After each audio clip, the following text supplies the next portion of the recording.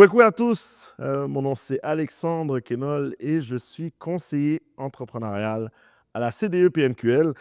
Qu'est-ce que la CDE-PNQL? C'est la Commission de développement économique des Premières Nations du Québec et du Labrador. Et ça fait partie de l'association, en fait, la PNQL, qui dessert 43 communautés Premières Nations au Québec et offre des services d'accompagnement bilingues aux communautés et aux entrepreneurs des Premières Nations. Donc, ça, c'est ce qui nous ramène aujourd'hui à avoir une très belle discussion parce que je suis avec deux entrepreneurs qui ont fait justement la route pour venir nous voir aujourd'hui. Donc, bonjour Eric, bonjour Caroline, comment allez-vous? Ça va bien? Oui, ça va bien, merci. Comment ça va, Caroline? Ça va très bien. Content de vous avoir avec nous. On se retrouve avec deux super entrepreneurs avec moi. Donc, je suis avec Eric Fontaine-Inou de Matimekouche Lac Jones, Exact. qui est fondateur de Eric Fontaine Musique et le projet en devenir qui s'appelle La Centrale Scénique. Exactement ça. Et on se retrouve avec Caroline Sioui, qui est Wendat Ouais, et qui est l'entrepreneur qui a créé Consultasso Oyenra. ouais. Comment vous vous sentez à venir aujourd'hui dans le podcast? Est-ce que c'est votre premier podcast? Oui. Oui, En fait, ouais. moi, j'en avais fait un autre avec les corridors verts, OK? mais sinon, c'est la première où on passe vraiment du temps, là. OK, c'était le warm-up. C'était, Là, c'est ouais, le là, c'est la vraie chose. On a une première. Écoutez, ça me fait plaisir d'être avec vous aujourd'hui parce que au niveau de la CDE-PNQL, du moment où ça fait presque aux alentours de 2 ans que je suis employé là, et puis on m'avait donné un peu la mission, avec le financement grâce à la Ville de Montréal, de connaître la situation des entrepreneurs autochtones à Montréal. Et de fil en aiguille, j'allais rencontrer des institutions financières pour qu'on puisse, bon voilà, discuter à savoir où sont les entrepreneurs. Et justement, avec une institution financière, je m'assois avec la personne tant que telle, puis elle me dit, OK, ben voilà, on a des programmes. Vous, qu'est-ce que vous faites? Je dis, on a des programmes aussi. Et la personne me dit, OK, ben d'ailleurs, on a des programmes pour les entrepreneurs autochtones. Est-ce que vous avez des gens avec qui on peut fournir le service? Et moi, je me suis dit, ben, je suis venu pour la même raison. Je m'attendais à ce que vous me donnez des noms d'entrepreneurs. Et c'est là où on se retrouvait comme le mime de Spider-Man, là. Tout le monde se regarde exactement. Tout le monde se regardait exactement. Et puis, et c'est là qu'on s'est rendu compte de la situation en tant que telle que, oui, il y en a, mais il faut chercher. Et puis, on vous a trouvé, on est très contents. Mais avant de rentrer dans tout ça, pour qu'on puisse vous connaître, Eric, peux-tu te présenter un petit peu et justement de nous donner un petit peu les premières ébauches de ton projet, de ce que tu fais au niveau de ta musique, mais aussi de ton projet entrepreneurial? Ben oui, tout à fait. Écoute, mon premier projet entrepreneurial était un projet artistique, donc de création musicale. Ça a pris beaucoup de temps avant que je sorte un peu de ma coquille, si on peut dire ça comme ça, mais en 2023, j'ai fondé Eric Fontaine Musique, qui principalement offre des services de création, mais aussi des services pour les artistes qui veulent aller en tournée ou qui ont besoin de conseils techniques pour leur spectacle, parce que je suis directeur technique d'une salle de spectacle. Donc, j'offre ces services-là. Donc, autant pour la création que quelqu'un qui a déjà créé, mais qui aurait besoin d'un coup de main pour partir en tournée ou a besoin des besoins techniques quelconques. Fait que j'ai parti ça, puis de fil en aiguille, je me suis rendu compte qu'il y avait aussi un besoin pour la grande communauté des techniciens de scène au Québec. Des gens qui font le même Qui métier. font le même métier que moi, exactement ça, pas au niveau musical, mais au niveau de la scène au Québec. Puis, on s'est rendu compte, en fait, qu'il n'y avait pas de milieu pour que les gens puissent connecter ensemble. Puis, c'est aussi d'avoir la possibilité d'aller vers les communautés pour exposer ces métiers-là de la culture qui existent, parce qu'il y a très peu d'Autochtones au niveau de la technique de scène au Québec. Donc, je me dis, ça serait le fun qu'on en ait plus, tu sais. Fait que Éric Fontaine Musique m'a amené vers ce qui va bientôt devenir un portail, centrale scénique. Ça n'a pas vu le jour encore, c'est en train de se faire. Donc, c'est ça qui m'a amené vers le portail qui va bientôt voir le jour. Merci, Eric. Et Caroline, toi, justement, peux-tu nous parler de toi aussi et de ton projet? Oui, donc, Consultation Yanra, c'est un service de direction artistique, de formation et de facilitation de collaboration autochtone. Donc, originalement, j'étais formée en architecture de paysage, mais j'ai décidé de pivoter parce que j'ai vu à quel point on a vraiment besoin de services pour avoir des projets qui sont culturellement sécurisants, surtout en design et surtout en aménagement avec des participants et des partenaires allochtones. Donc, on est en manque de cette formation-là et de ces traductions-là un peu. Parce que même si on parle la même langue, notre langage, notre compréhension du monde n'est pas tout le temps pareil entre autochtones et allochtones. Donc, moi, je suis vraiment cette personne au milieu qui va aider à ce parcours-là entre les partenaires. Donc, c'est ça. Donc, quand j'étais en architecture de paysage, je savais que, tu sais, mon expertise était plus dans l'organisation, la communauté et le blabla. I talk. Moi, je parle beaucoup. Je peux pas me taire. Je peux pas m'asseoir à un ordi à dessiner sur AutoCAD pendant 60 de mon temps. Donc là, j'ai fait, OK, bon, ben c'est pas ma place. Et c'est là que je suis vraiment partie en 2023 aussi. Je suis passée, dans le fond, j'ai vécu un feu. Et mon laptop et tout mon travail des 10 dernières années étaient disparus parce que ça a brûlé. Ça a tout brûlé. Mettez les choses sur le cloud, malheureusement. Fait que c'était comme l'opportunité parfaite pour changer et pivoter et recommencer. Puis depuis ce temps-là, ça marche. Un signe. Ça marche. Oui, exactement. Tu sais, tu me prends un peu d'avance parce que Ouais, il y a ma excuse-moi. question. Non, mais c'est correct voilà, on est dans la discussion. Ma question aurait été, qu'est-ce qui a été l'élément déclencheur? Donc, toi, l'élément déclencheur, c'est un malheur, en fait. Peux-tu nous expliquer un peu comment ça s'est passé ou... C'était le gros feu du Vieux-Port, Oh. avec le Airbnb illégal, là. OK. Ouais, mon partenaire dans le temps était en visite, puis il restait là. Et fait qu'à 5h30 du matin, le feu a pogné et mes choses étaient là.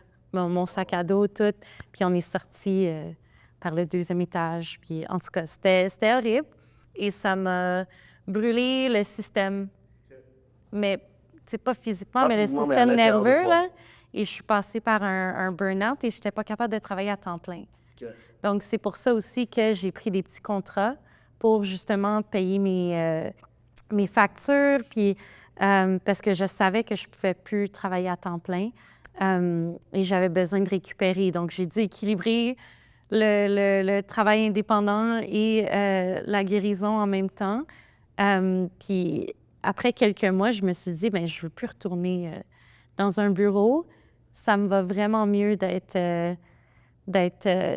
à mon propre compte. Ouais. Puis jusqu'à maintenant, ça marche parce que ce que je fais est en demande et les gens ont l'air de m'aimer. Donc, j'ai... Mais tu es c'est ça. appréciable, tu es appréciable. Donc, depuis ce temps-là, ça marche, ça vient. Oui. C'est quand même...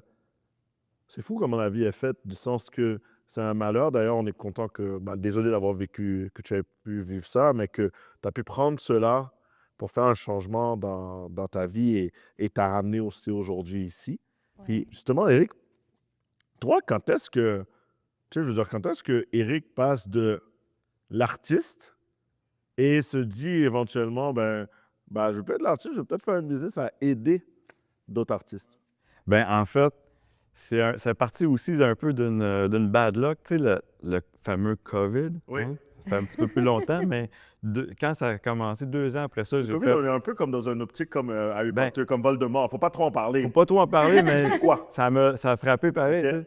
Puis en fait, moi, je travaille dans le milieu de la culture, je suis directeur technique. Fait que Donc, ça quand frappe fort. on était les premiers. Ouais. On était les premiers. On était en train de monter un show quand on a dit, faut que tout le monde retourne chez eux. Puis il a fallu que je mette tout le monde dehors. Fait que là, comment tu feels?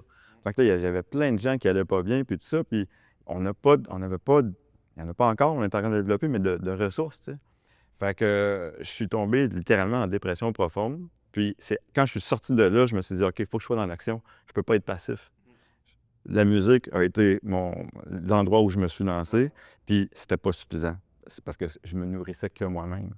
Je veux être nourri par les autres. Ouais. Puis c'est là que ça a fait, OK, là, il faut que je rassemble les gens. Il faut trouver une façon qu'on se rassemble, puis qu'on se supporte, tu sais. Puis le milieu de la culture en a cruellement besoin, surtout au niveau technique.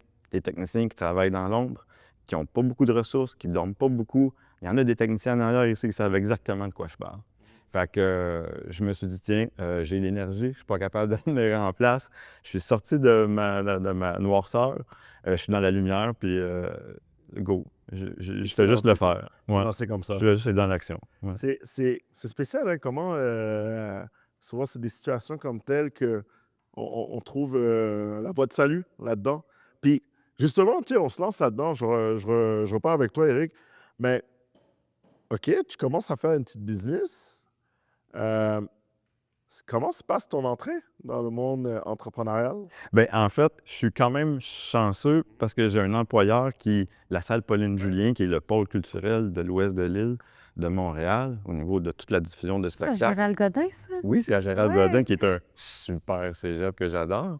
Je travaille là, tu viendras faire un OK, tour. très cool. Donc, la salle Pauline-Julien, qui est le pôle culturel, mais aussi qui m'appuie là-dedans, qui valorise qu'est-ce que je fais. Fait que ça, c'est hyper motivant. Fait que j'avais comme pas le choix d'y aller à pieds joints. Je veux dire, ton employeur t'a dit go, vas-y. Puis, ben, je suis supporté par ma famille, puis tout ça. Fait que Puis ça, c'était comme naturel. ça, c'est un super point parce que des fois, il y a des gens qui pensent qu'être entrepreneur, c'est ne pas nécessairement avoir un autre emploi.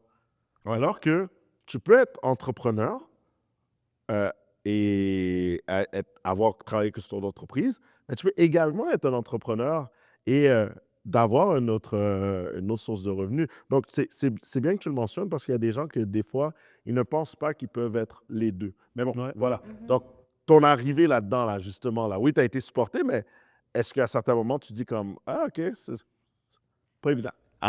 C'est vrai que c'est vraiment pas évident parce qu'on commence, quand on sait pas où cogner, puis bon, on a fini par se rencontrer, Dieu merci. Mais avant ça, tu nages un peu Dans le néant. dans le néant. Tu sais. Fait que c'est de t'accrocher aux gens comme toi qui croient en toi, mon employeur, tout ça. Puis à un moment donné, je m'accroche après ça, puis je lâche pas le morceau tout simplement parce que je suis sûr que tu es passé par là. Tu te dis, mais pourquoi je fais ça? Ah non, je sais pourquoi je fais ça. Mais pourquoi je fais. Tu sais, l'entrepreneuriat, c'est une grosse montagne russe. Fait que c'est ça qui m'a vraiment fait pas lâcher le morceau, si on veut. C'est le fait que je vois qu'il y a des gens qui disent il y a un besoin, Eric, on pense que tu es la bonne personne. Fait que, OK, ben, c'était pas évident, mais t'as pu quand même te lancer. Toi, Caroline, dans une autre situation, là, on revient, Ouais. c'est peut-être pas les... Je veux dire, on revient dans la situation que, mauvais souvenir, là, mais que comme, hey, tu te relances. Tu sais, puis tu dis, OK, moi, je veux plus... Je dois commencer à ton rythme, déjà à la base. Je veux plus aller dans une boîte. Ton arrivée dans l'entrepreneuriat, ça se fait comment? C'est vraiment drôle. Je me suis fait appeler à mon dernier jour de travail à l'autre spot. Donc, je travaillais pour une firme d'architecture et le dernier jour, quand je fermais mes affaires en fin de journée, j'ai eu un appel et on m'a dit « Hey, salut, on a vraiment aimé le travail très court qu'on avait fait l'an dernier. Est-ce que tu veux revenir? On a un projet pour toi. » Juste comme ça. Et j'ai été lancée dedans. Mais la première fois que tu as fait ce travail-là, est-ce que tu étais tu travaillais dans l'entreprise en soi ou tu avais reçu ce projet-là comme une freelance? Comme un freelance. OK. Donc, dans le fond, tu étais moi, entrepreneur puis tu travaillais en entreprise. Donc, moi, quand j'étais étudiante, je savais toujours qu'à un moment donné, j'allais devenir entrepreneur. OK. Et je faisais déjà des petits contrats indépendants. Donc, soit je donnais des conférences à des universités ou bien je faisais des panels, des présentations plus comme en personne. Et je travaille aussi comme ambassadeur chez Mikana depuis comme 2021 ou 2022. Et pendant que j'étais à la fin de ma maîtrise, j'avais eu un appel pour une collaboration avec le Parc Jean-Drapeau, dans lequel on a, moi et 2 autres personnes, on avait... il fallait qu'on crée des recommandations pour la réconciliation au parc, etc. Et c'était un petit contrat. Donc, j'avais déjà fait ce travail-là avec eux en tant qu'indépendante et je travaillais ensuite à temps plein chez Figure. Et là, tu sais, ce contrat-là, il continuait, mais à cause du feu, j'ai dû prendre un step back. Et en plus, dans la semaine du feu, je venais de donner mon 2 semaines à ma job. OK. Parce que je sentais, que je devais aller travailler pour une firme d'architecture de paysage et non d'architecture. Et là, mais là, quand le feu s'est passé, j'ai juste dit non, OK, je vais plus aller travailler pour d'autres firmes. j'ai pas l'énergie.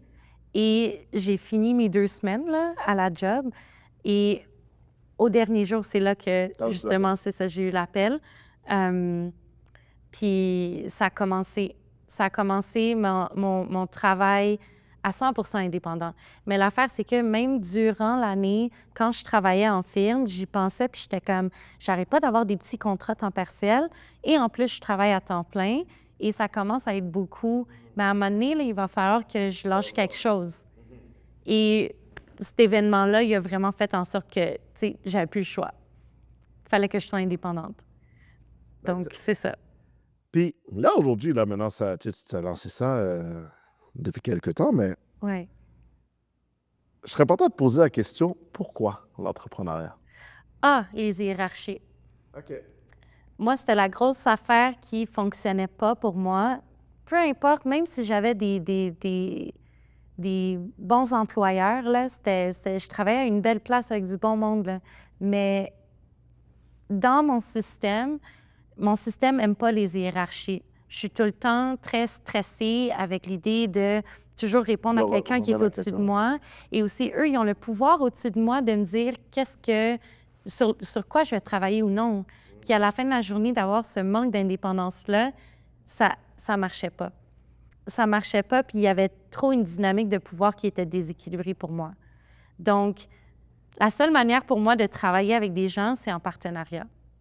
Mais ça, si tu vois, c'est un bon point que tu amènes parce que, tu sais, souvent dans l'idée entrepreneuriale, ben, le client, tu sais, il y a un adage qui dit que le client est roi. C'est un adage. Mais toi, maintenant que tu l'expérimentes en tant que tel, comment tu sais, tu parles de partenariat, mais comment ça se témoigne dans la réalité? Je n'ai eu des batailles. J'avais, ben, je vais garder ça anonyme, là, mais j'avais un partenariat dans lequel le client avait aucune flexibilité. Et c'était vraiment difficile pour moi de travailler avec eux. Et c'est là-dedans que j'ai vraiment appris comment négocier d'avance. Et vraiment parler de nos attentes d'avance et de voir avec eux, c'est comment eux, ils rentrent là-dedans et c'est quoi leur valeur. Donc, si leur valeur, c'est nous, on est roi, puis toi, tu réponds à tout ce qu'on veut et tout bad, je vais juste pas prendre le contrat. Mais s'ils sont en train de rentrer avec l'idée de, bien, on a un projet et on a besoin de toi, donc faisons un partenariat, alors oui, là, ça peut fonctionner, mais il faut vraiment que ce soit des clients avec lesquels on a une discussion d'avance. On a aussi une discussion d'avance sur est-ce qu'ils ont déjà travaillé avec des Autochtones? Pourquoi est-ce qu'ils veulent faire un projet avec une communauté autochtone? Est-ce que c'est pour répondre à un besoin obligatoire ou est-ce que c'est pour répondre à quelque chose qu'eux, ils veulent explorer? Est-ce qu'ils veulent apprendre quelque chose? C'est quoi votre objectif? C'est quoi l'authenticité derrière? Oui, et c'est quoi l'objectif derrière votre projet? Et vos valeurs en tant qu'équipe. Donc, à travers ça aussi, après ça, on détermine, tu sais, je m'en vais sur une tangente, là, mais après ça, on détermine c'est quoi leurs besoins, parce qu'eux, ils pensent que leurs besoins, c'est moi, je vais leur aider à faire un projet. Mais c'est pas juste ça, c'est aussi, moi, je vais vous aider à être culturellement sécurisant et à bien travailler avec les gens et à bien communiquer avec nous autres. Parce que c'est ça qui clash beaucoup, parce qu'on vient avec des visions très, très, très différentes. Donc, eux, ils doivent être prêts à avoir comme un parcours qui va peut-être parfois être inconfortable. Puis s'ils ne sont pas prêts à être inconfortables, c'est correct, on va le faire une autre fois ou après, quand ils seront prêts. Puis c'est ça. Il y a une question de prédisposer un peu le client par rapport à les services que tu veux donner, de créer comment dirais-je, tu as dit un environnement culturellement sécurisant. Oui. Oui, non, vas-y. Non, je voulais juste dire, parce qu'au début, je disais oui, parce que j'avais pas, oui, parce que j'avais peur de ne pas avoir d'autres opportunités.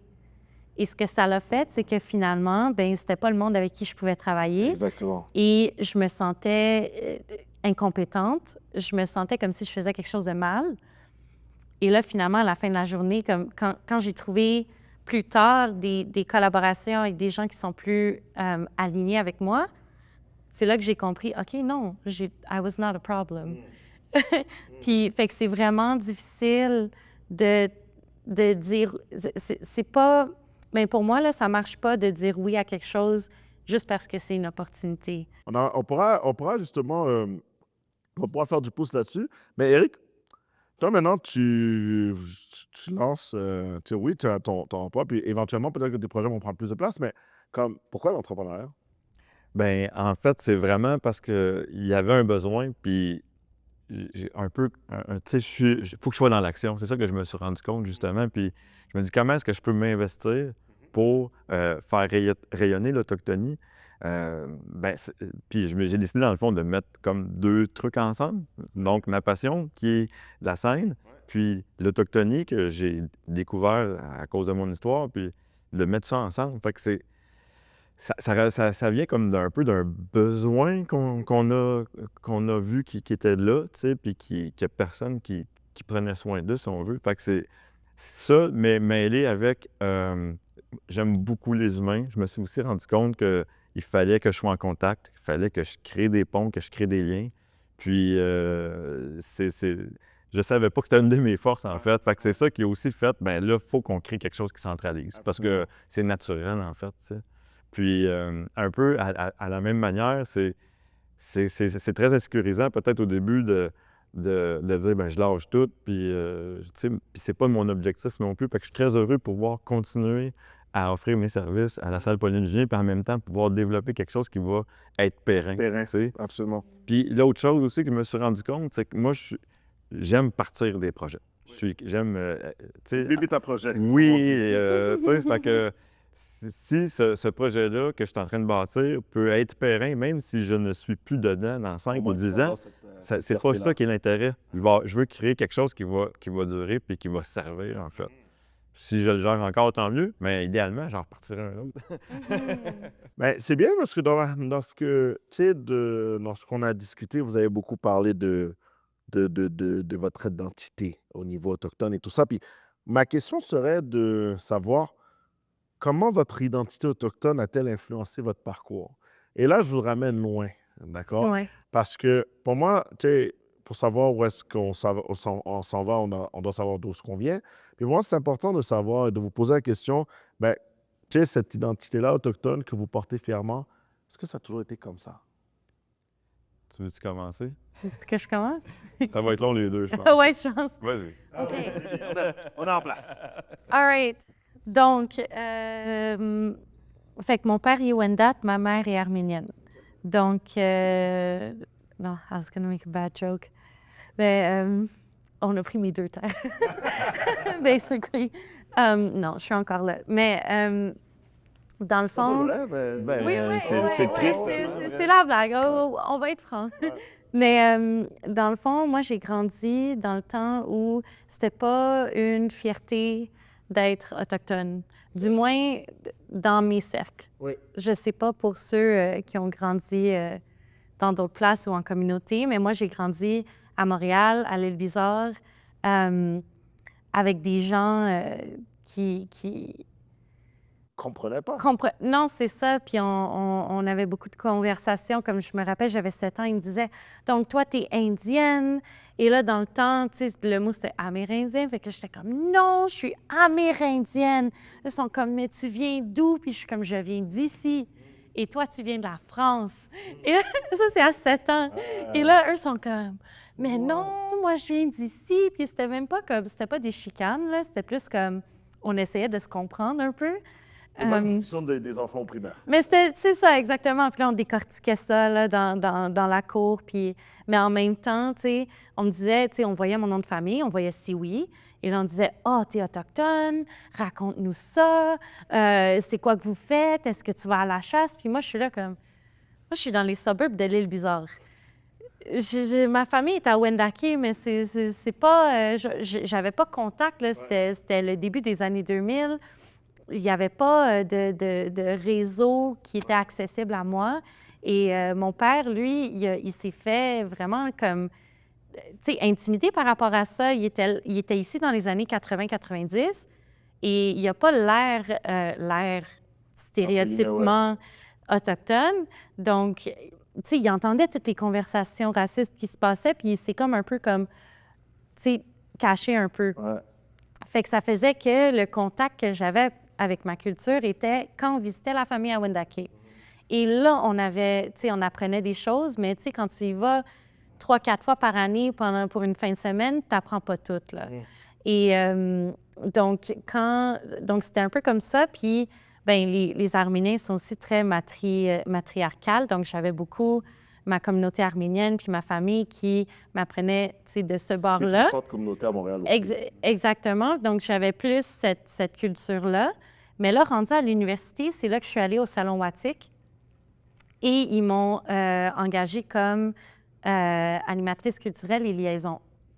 Donc là, c'est là que j'ai vraiment réalisé comme « Oh my God, il y en a d'autres! » J'ai toujours été la seule autochtone dans toutes mes cohortes, du primaire jusqu'à l'université. Et là, j'ai enfin trouvé mon monde. Et là, ils m'ont liée à Native Montreal. J'ai rencontré le réseau, j'ai rencontré comme plein de différents organismes. Et c'est là que ça a commencé.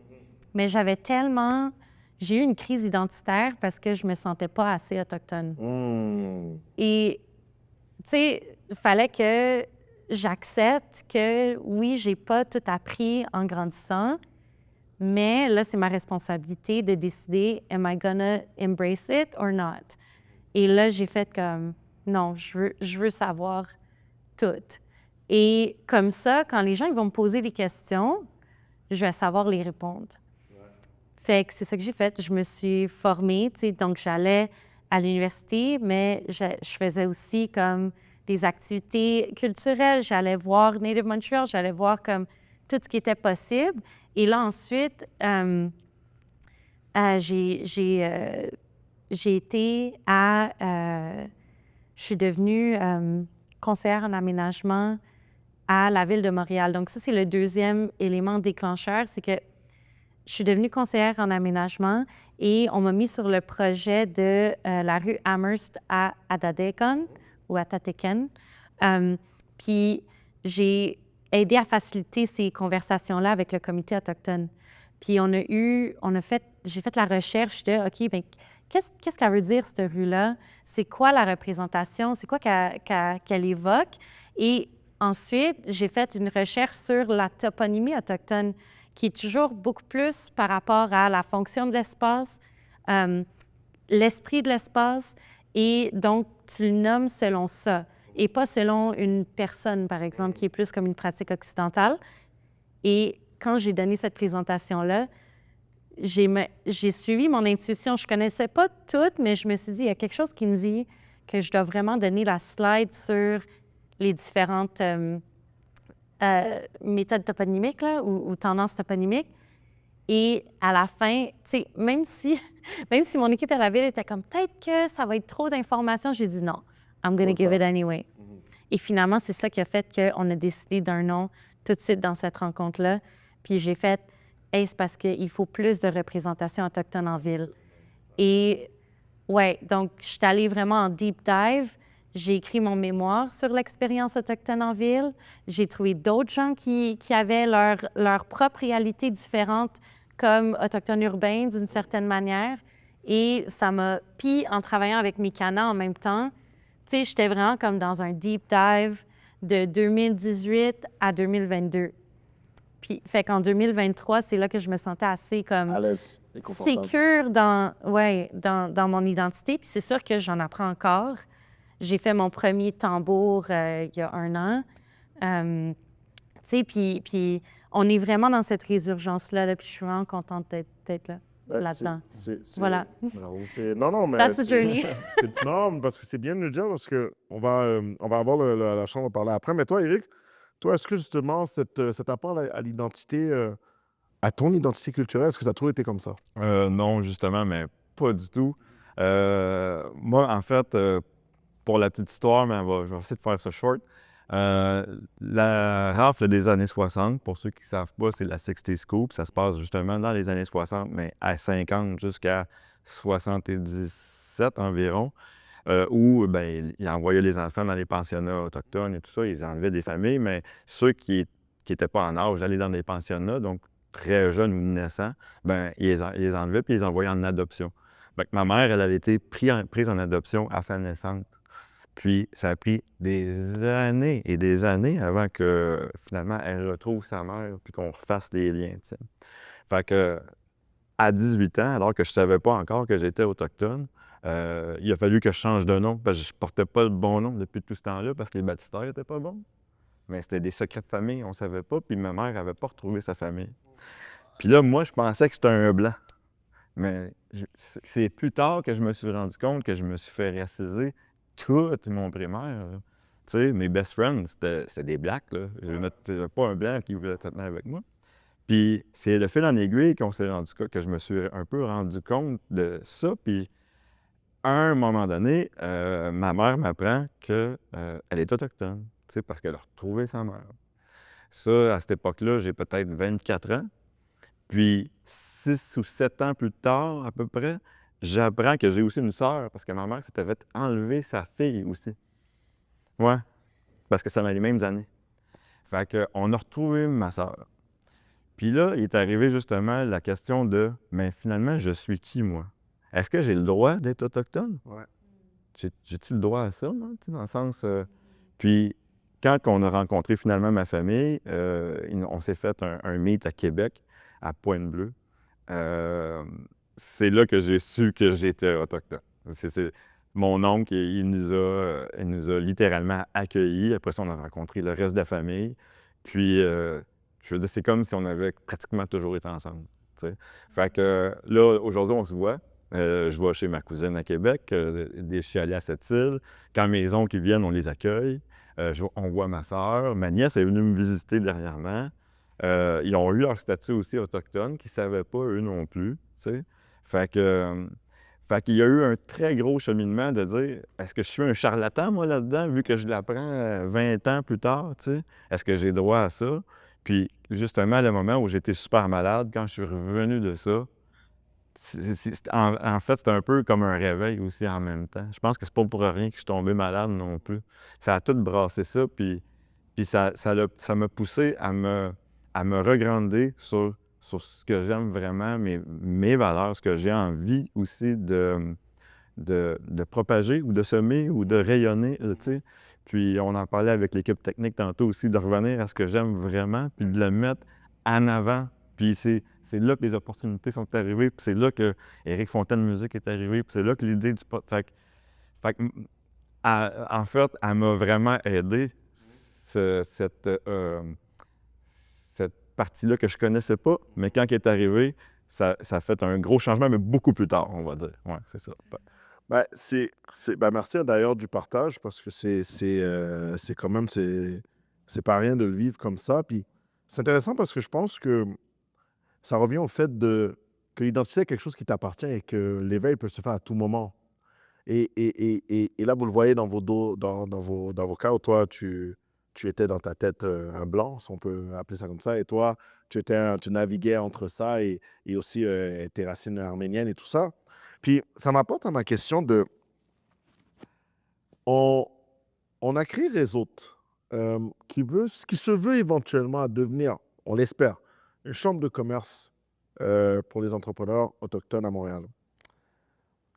Mais il y a un défi à trouver, les entrepreneurs autochtones à Montréal. Je serais curieux de savoir et de vous poser la question, vous qui avez même parlé du dernier sujet au niveau de l'éveil identitaire, pourquoi est-ce aussi difficile de pouvoir, ou pourquoi ça n'a pas été fait avant, disons ça comme ça, de pouvoir créer un réseau d'entrepreneurs autochtones qui commencent à travailler ensemble pour éventuellement être une chambre de commerce? Moi, j'ai envie de dire quelque chose avant ça. Tu as dit le bizarre tantôt. Ouais, Je viens de Sainte-Geneviève, j'habite là. ouais. Puis Mon père est là-bas. Mais comment ça? C'est ça? Ben, c'est pour Tu ça sais, que veux je dire, on connaissais parle même pas Gérald de... Godin, là. Ouais, mais quand tu as dit ça tantôt, j'ai dit comment ça connaît ça? Fait que tu sais, même entre nous, on sait pas. Fait qu'imagine en plus l'entrepreneuriat. C'est la couche de la couche. Fait que Ouais. j'ai pas de réponse, là. Mais ça m'allume aussi des questions. J'ai des théories. Ben, parce que toi, justement, tu as fait... Ouais, elle est intelligente, là. Elle fait un mémoire. Puis tout. Incroyable. Puis, incroyable. Mais ce qui est vraiment intéressant, c'est parce que tu as fait une étude autour de ça. Oui, on rentre dans l'optique entrepreneuriale, mais tu as quand même fait l'étude de grandir en tant qu'Autochtone à Montréal. Puis justement, si on peut faire un parallèle avec... en fait, peux-tu nous résumer un peu ton étude, mais aussi faire peut-être un parallèle avec l'entrepreneuriat? Donc, le colonialisme a eu un gros impact sur juste l'effacement et la séparation de tout le monde. Donc, quand on pense déjà juste à l'Acte sur les Indiens, the Indian Act, je ne sais pas c'est quoi en français, l'Acte sur les Indiens, puis la création des réserves, la création des écoles résidentielles, le 60 Scoop, il y a eu beaucoup d'efforts qui ont été faits très, très, très actifs là, dans les 150, 200 dernières années pour nous séparer et nous effacer le plus possible. Donc, c'est sûr que, c'est difficile de se créer une communauté quand tu as été tellement séparé pendant si longtemps que tu es juste, c'est juste difficile. Puis, oui, en communauté, ça peut être beaucoup plus facile parce que, il y a les gens qui se retrouvent. Mais quand tu es en ville et tu as des millions de personnes tout le temps, puis tu es dans aussi un système qui est alloctone, c'est difficile de se retrouver. Là, on fait juste partie de comme 2 de la population québécoise, puis 5 de la population canadienne. Mais ça fait aussi des années, ça fait peut-être 3-4 ans que je suis avec Cher Réseau Jeunesse, qui est en train d'essayer de créer un réseau pour les jeunes étudiants dans le postsecondaire. On a l'organisme Réseau qui essaie de ramener ensemble les différents organismes autochtones en ville, mais c'est comme ça s'est fait par des pockets et ça s'est beaucoup fait par le bouche à oreille. Une autre affaire, c'est que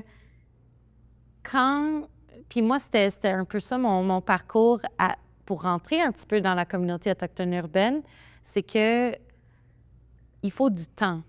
Il faut du temps pour se faire confiance. Il faut du temps pour s'assurer que l'autre personne va être sécuritaire pour toi. Parce que des fois, il y a comme une méfiance pour voir comme, OK, like, is this person gonna hurt me? Est-ce que cette personne-là a fait son parcours?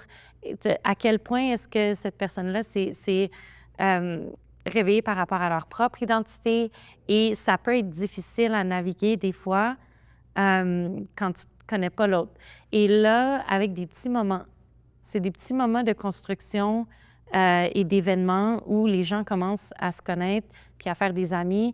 Et là, c'est comme, ah oui, j'aime cette personne-là, j'ai fait telle activité avec, elle est super cool. Ah oui, lui, donc il y a beaucoup, on est très protecteur de nos gens. So once you're in, you're in.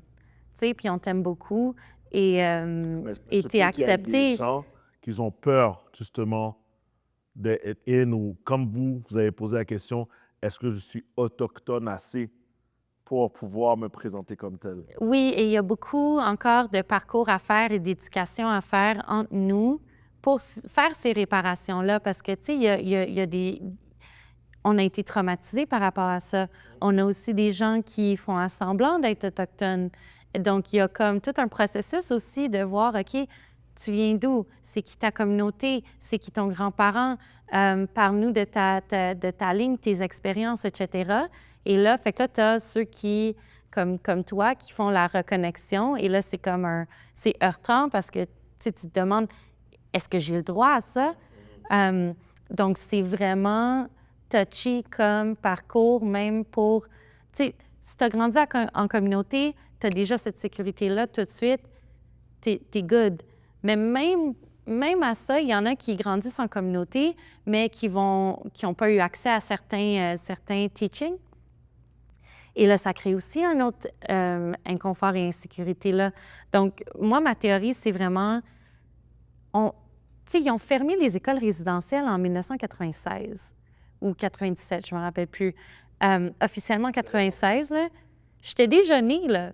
Si j'étais dans une autre province et qu'il avait gardé ça ouvert quelques ans de plus, j'aurais été là-dedans, là. Mon père était dans les day schools.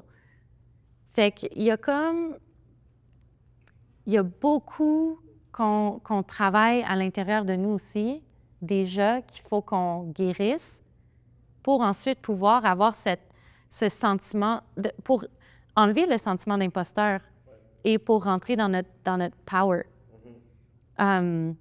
Fait que, tu vois, pour moi, ça a pris 7 ans. Là, c'est cette année que je me sens enfin vraiment comme dans mon pouvoir.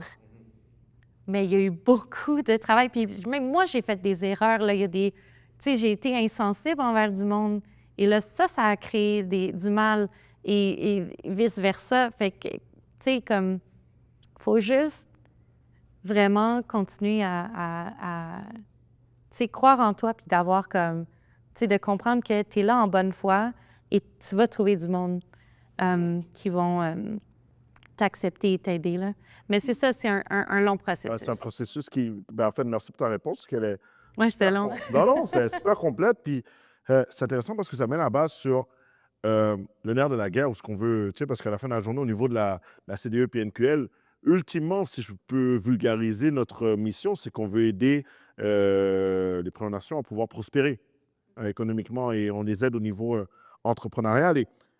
Mais c'est sûr que tu as dit quelque chose qui est super intéressant. Il y a une particularité avec les entrepreneurs autochtones qui sont dans la grande région urbaine. Puis justement, je serais curieux de vous poser la question, ben, c'est quoi les plus grands défis à être entrepreneur autochtone dans la grande région de Montréal? Veux-tu commencer? Je te laisserai y aller là, pendant que je mijote. OK! C'est comme tu veux. OK. I guess l'isolation, parce que juste que tu sois autochtone ou non, ça, c'est un gros truc. Là, quand tu commences à être entrepreneur, c'est très isolant comme travail. Ça fait longtemps là, que je dis à ma thérapeute, « I need community ». Genre, j'essaie de les trouver, puis là, c'est enfin en train de bien s'installer, là. Mais une autre affaire, c'est aussi la tokenisation et de trouver les partenaires qui sont là aussi de bonne foi et qui sont sensibles à toi et qui sont là pour, tu sais, vraiment voir la partie humaine de toi. Parce que très souvent, du moins dans mon expérience, là, les entreprises autochtones, il y a un aspect extrêmement humain et il y a un différent pas de travail. Donc, c'est pas comme « let's go, faut y aller ». Like, we have a deadline. Non, c'est ta santé, ton bien-être est la priorité et ça va prendre le temps que ça doit prendre. Et c'est là vraiment comme l'importance de trouver cet équilibre-là. Quand la plupart de tes clients vont probablement être autochtones, ils vont avoir leur propre façon de faire, qui vont pas tout le temps être intuitifs, comme pareillement intuitifs. Absolument. Donc, moi, c'est ça le plus gros défi, là, c'était de trouver ça. Ben, ça m'a fait mijoter, mais il y a quelque chose qui me touche beaucoup là-dedans, puis tu as tout à fait raison. Dans l'approche, il y a quelque chose qui est complètement différent. Puis, je vais faire un petit parallèle avec mon travail de directeur technique. Il y a une des choses que je me fais souvent dire, c'est que j'ai des valeurs humaines qui sont un peu hors proportion par rapport au métier que je fais. Ça pourrait être plus technique, plus square, mais je suis tout le temps dans la valeur humaine, puis c'est ça qui m'a fait aller vers aussi le démarrage du portail, parce que, puis même au niveau de la musique, parce que quand je vais rencontrer un client, par exemple, les premières choses qu'on se dit, c'est si la vibe n'est pas là, on arrête ça là. Exactement. On va juste être des amis, c'est fini. C'est pas grave. Je vais même t'aider à trouver quelqu'un qui va être dans ta vibe. Moi, je veux que ça marche. Ton projet, si on le fait ensemble, hurrah! Puis après ça, on va parler cash puis ces affaires-là. Il faut qu'il y ait une connexion. Si on n'a pas ça, on ne va pas aller nulle part. Puis au pire, s'il arrive quelque chose, s'il se passe de quoi, ça ne va pas être bon. Ça ne va pas être ça, tu sais. La relation avant le résultat.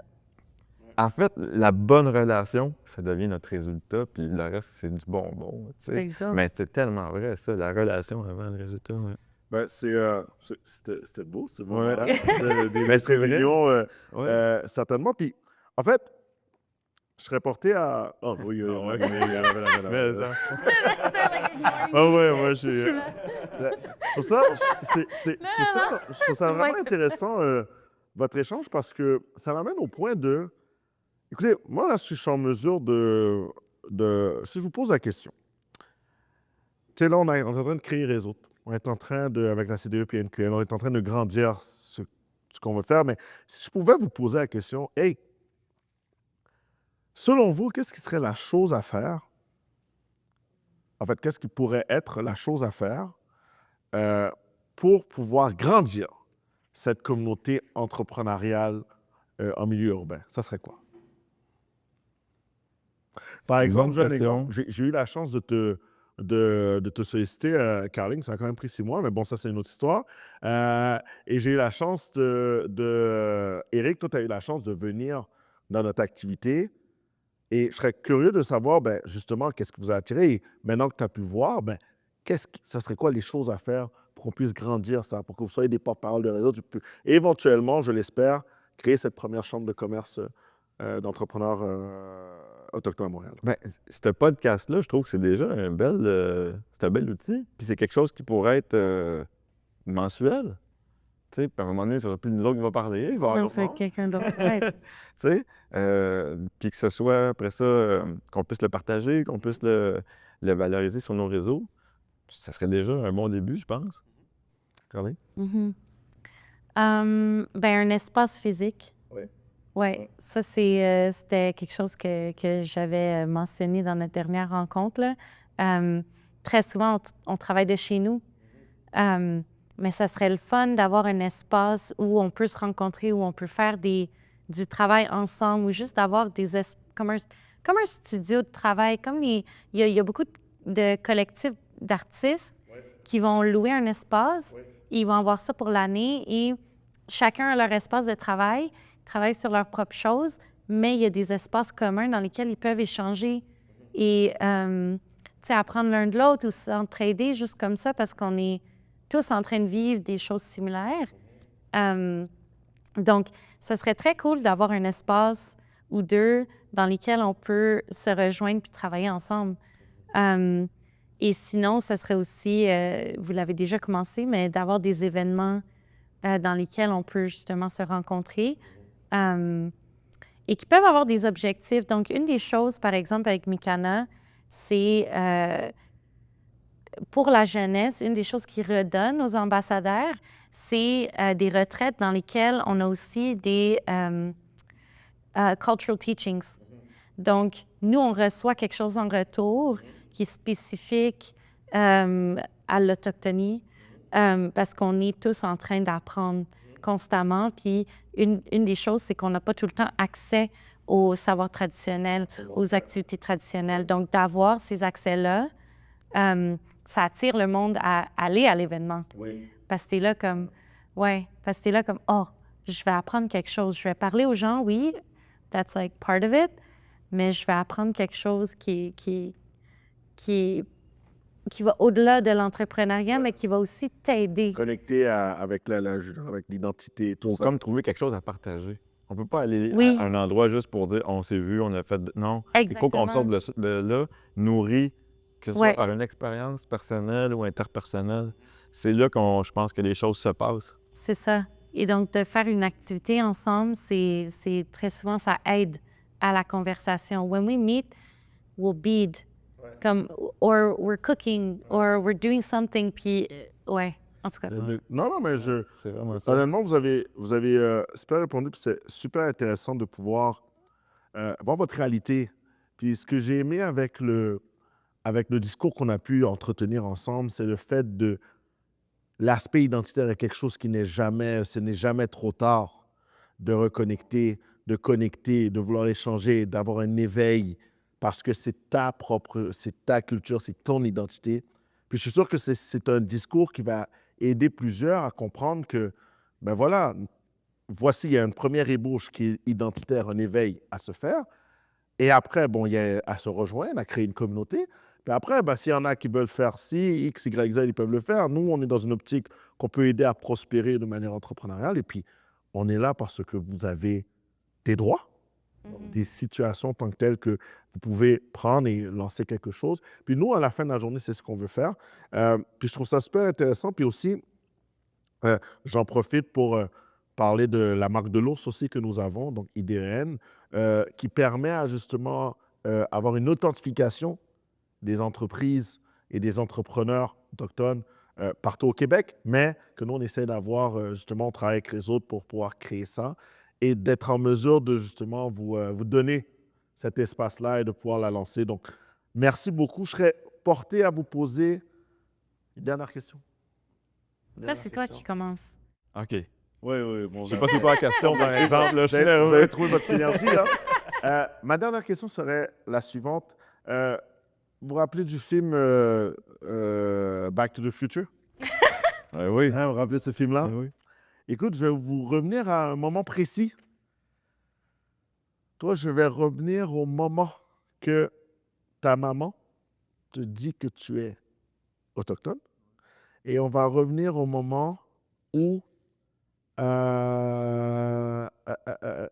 quelque part avant l'université. OK. OK, quelque part avant l'université. Et non, on va revenir plus jeune, même plus jeune, à l'école. À la petite, là, à l'école, qui disait, moi, je suis amérindienne. Vous voyez. Hein? Et vous vous reconnaissez parce que tu sais que c'est toi dans le futur. Tu peux dire une seule phrase à Lil Carling et tu veux dire une seule phrase à Petit Eric. Qu'est-ce que tu lui dis? Je dois absolument te conter cette journée-là où je l'ai appris. C'est parce que ma femme m'annonçait qu'elle était enceinte. Ma mère m'appelle. Éric, t'es autochtone. Malade. Ouais. Fait que cette journée-là, j'avais pas compris que la vie me parlait déjà. Mm. Aujourd'hui, j'en profite beaucoup. Ouais. Fait que, écoute, j'en parle, je suis rempli d'émotions. Fait que qu'est-ce que j'ai envie de dire à ce Éric-là, à ce moment-là, c'est,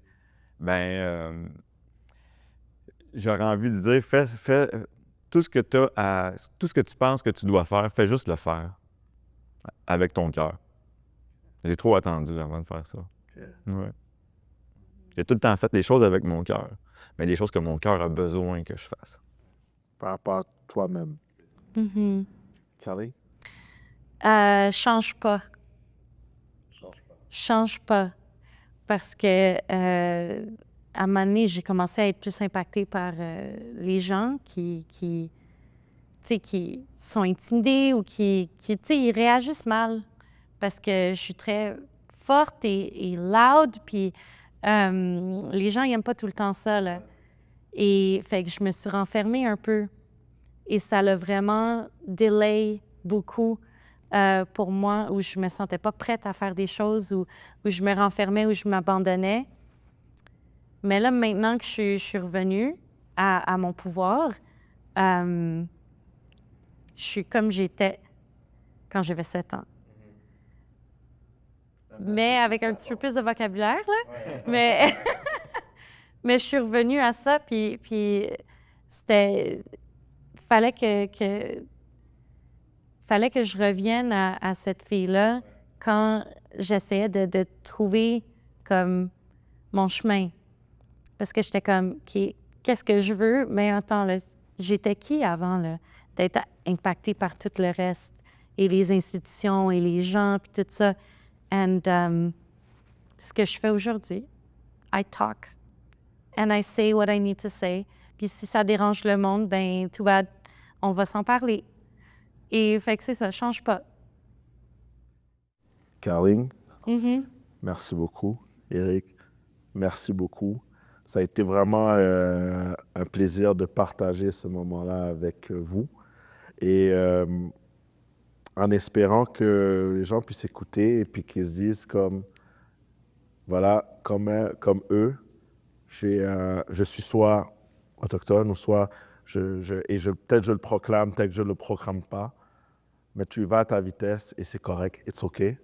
Et on sera là, il y aura une communauté que j'espère que vous allez en faire partie, qui sera là pour les accueillir. Oui, j'adore ton message. Super. Merci beaucoup. Merci à toi. Merci à toi. Merci à toi.